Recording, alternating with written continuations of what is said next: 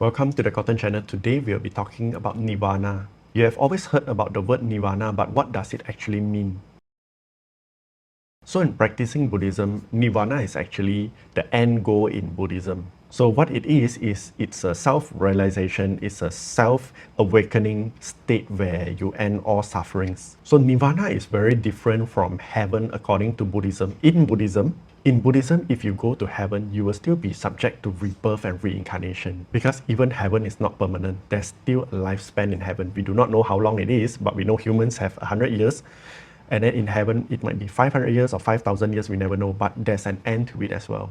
But Nirvana is very different. Nirvana is something permanent forever and ever and ever and ever. We'll talk about that in a moment.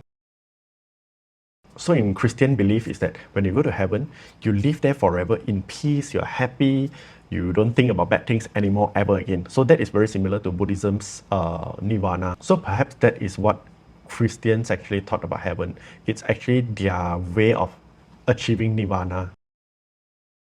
So in Buddhism, it is believed that we live through a cycle of birth, death, and reborn, which is also called samsara, which is the life cycle. So unless we achieve Nirvana, we are still subject to that cycle of birth, rebirth, birth, death, and rebirth. So in the Four Noble Truths in Buddhism, we live through sufferings in life. And these sufferings are caused mainly by cravings and attachment and also bad karma. So you think of it this way, if you are still having attachment and cravings, right, you are grabbing onto the world. So when you die, you would want to try to get something again, right? There's a goal in your life, there's a dream in your life. So you reincarnate again, you rebirth again, and then you try to go and achieve the thing that you want to achieve again.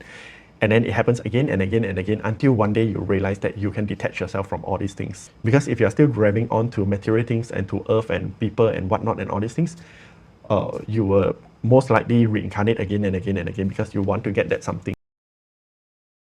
So this is one of the biggest misconceptions about Nirvana. People thought that if you do good things forever, right, like if you keep doing good things, right, you will get a golden ticket to Nirvana. But it doesn't work that way. Nirvana is not just by doing good deeds and not just because you have get rid of all your bad karmas and then you only have a lot of good karma. No, it doesn't work that way. So what happens is that you might get a ticket to heaven. Heaven is a different place. It's not Nirvana. Heaven is like, you just imagine heaven as a very classy, nice place. But Nirvana is just more than good deeds alone. So Buddhists follow Buddha's teaching for a very, very simple reason. The two main things is that they want to learn to be good, and also they also want to learn the way to self-realization, which is the way to Nirvana, to Buddhahood, to actually understand how the universe works, the mechanism of how the universe actually works.